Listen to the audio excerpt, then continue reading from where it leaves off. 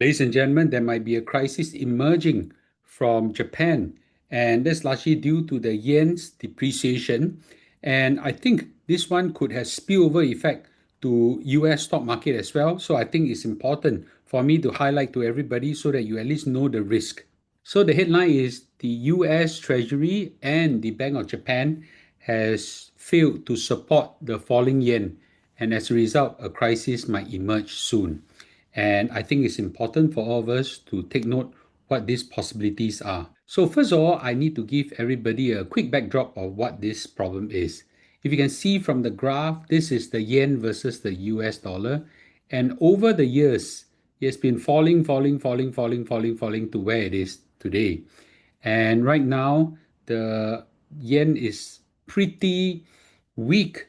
And not only that, actually, per GDP per capita, it's quite funny, but the Japanese are now at one third Singapore's GDP per capita. So, in some sense, the wealth of three Japanese is equivalent to the wealth of one Singaporean. And that's quite serious because once upon a time, they were our colonial master, and later they become so economically powerful that they became the second largest economy in the world. And we were dependent on the Japanese coming to Singapore for tourism dollars and things like that.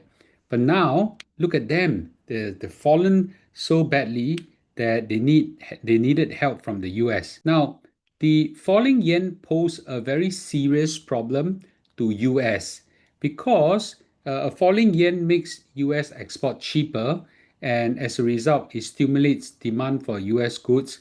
But that's not the biggest problem. The biggest problem is that whenever the yen falls, it encourages the Central Bank of Japan and some of the other funds to sell some of the US treasuries that they hold in a bid to bid up the Japanese yen. And as a result, the US treasuries will now fall. So the problem now spills over to US as well. So the US treasury doesn't like that. And as a result, we have got Scott Bessent, the Secretary of US, actually came in and intervened jointly to help support the Japanese yen. So what they did was that they did a joint defense of the falling yen. The yen was falling terribly, and they bidded up the Japanese yen using foreign exchange. To be fair, the the Americans actually did not bid up the yen using US dollar. They bid up using the euro. So in some sense, they sell the euro to buy yen. Now we don't know how much was spent by each individual country, but we know the joint effort is about 50 billion US dollars or equivalent. So there was a big support, huge support of the US yen, and also a bit to push off the Japanese yen speculators, the hedge funds, were selling down the yen. So it succeeded. You can see that the yen actually fell. It was 160 something, and it fell. And then, lo and behold, erosion of the defense is almost completely gone. Right now, the Japanese yen started to fall again. So the US dollar started to strengthen against the yen.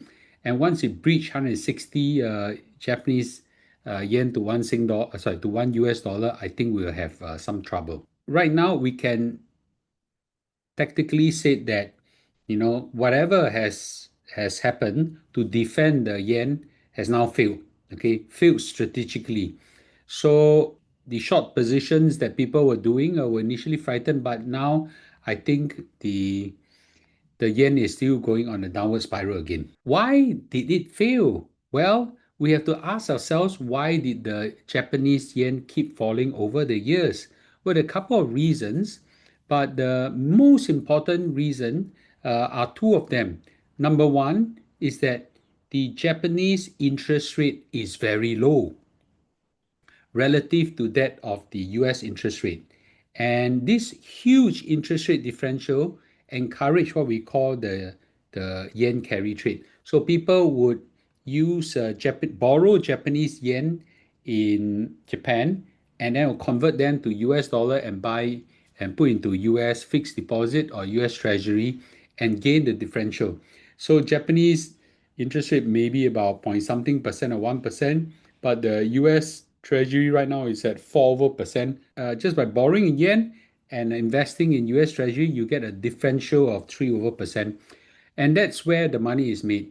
So a lot of Japanese are doing that right now, ranging from institution, hedge funds, retirement funds, even to the housewife and things like that. So this is one of the main reasons. But the second biggest reason is that the Japanese economy is really bad. 3 decades of recession, and as a result, they are in trouble. And right now, Japan is heavily in debt. So this is a big problem. So someone might say, simple lah, it's very easy. Increase the Japanese interest rate. As a result, the Japanese yen will stop falling. Conceptually, yes, that's the solution. But they can't. They've got so much debt that if you increase the interest rate, it will cause a lot of hardship in the country. And as a result, the Japanese would have to pay a lot more interest and mortgage payments and everything, right? So interest rate is a very painful pill to swallow. And not every central banks have the muscles to do it. And to be fair, 30 years ago, they did that. What happens?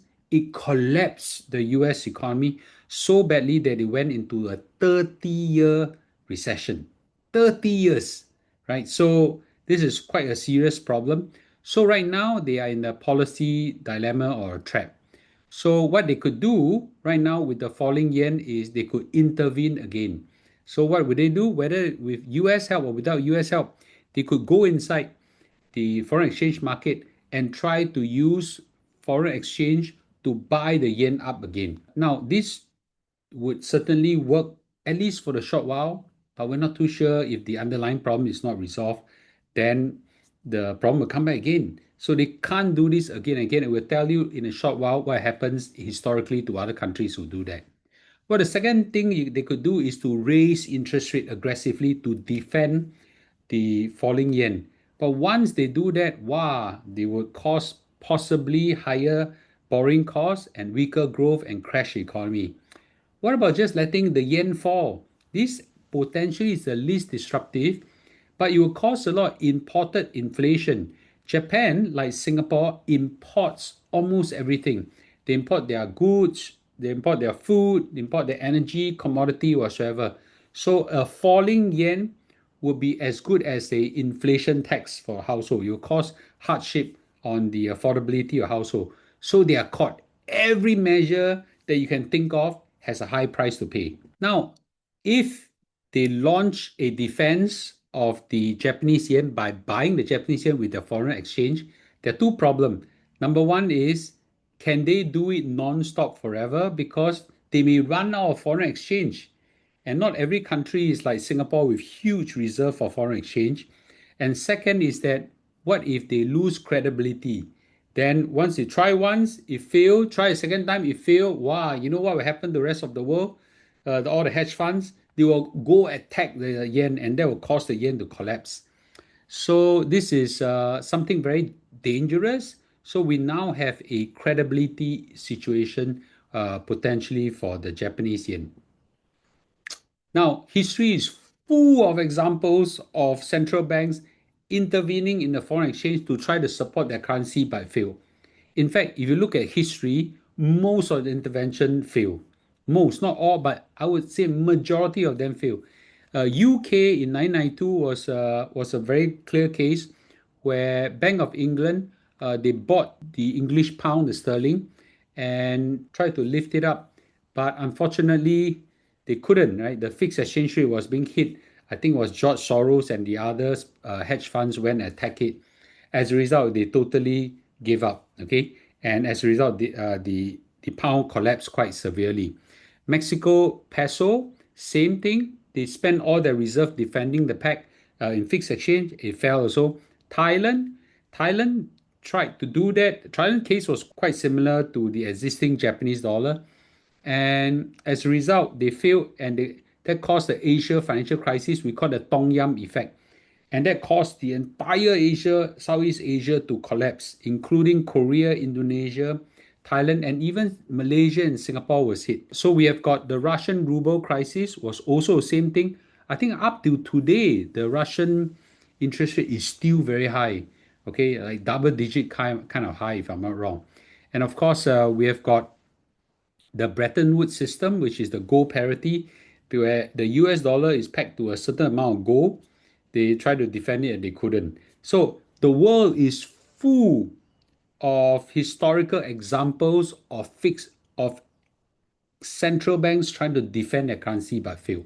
So in the worst case, what could happen? Well, if the yen could not be defended easily, what will happen is that the Japanese funds, Bank of Japan, all this, they will start selling their huge reserve of US Treasury. They have no choice but to sell because they need the foreign exchange to try to defend. So once they do that, wow, then the US Treasuries the will be sold in the market in a big way. So bond prices will collapse, the bond yields will rise, and that's by default a case of a increase in interest rate in US. And when that happens, God help us all, because the stock market is going to collapse. So effectively, we have got two situations. Number one, letting the Japanese yen just collapse. Okay, don't defend it, then the Japanese inflation will rise, and there will be some pain there for the Japanese, but at least it's contained there. But Bank of Japan cannot sit there and do nothing.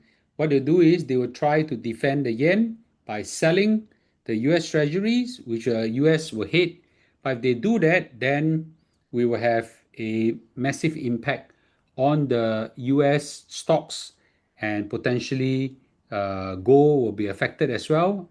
Now, the if the Bank of Japan increase the Japanese interest rate, that could be also be another scenario, but that will inflict a lot of pain onto the Japanese market as well. So a lot of scenarios could happen, but I would think that the most likely situation is that in the midterm, the Japanese will have to sell US Treasury, and that will be a very bad impact on the US stock market. Now, let's talk a bit about gold. Now, if the Japanese yen were to collapse, there is an incentive for Japanese to quickly go and buy gold, and that will beat up the gold prices, and gold will be exceptionally good in times like this, because everybody have a flight to safety. So now we don't know whether that will happen. So before you go all out to buy gold, this is a scenario that could happen, but it's important I highlight this. So I will highlight this as a risk factor. We would know very soon, in a matter of maybe a week or a few weeks, whether an NR intervention will come to try to fight off the speculators. But I think in the short term to mid term, it's going to fail, and eventually the Japanese will have to either let the currency fail, meaning let it fall down, or increase the interest rate. There is no easy medicine. So what the Bank of Japan do in the midterm will now have an impact onto the US stock market and maybe even the rest of the world. So I think this is something to watch out for. And this could be the potential crisis we're waiting for in September, October. Now, would this cause a massive collapse in the stock market? I don't think so. But would there be a rumble? Yes, definitely. So let's keep watch over this. I'll keep you informed real time. Remember, hit subscribe so you don't miss any of this thing. Thank you for watching. I'll try to see you guys in the live stream.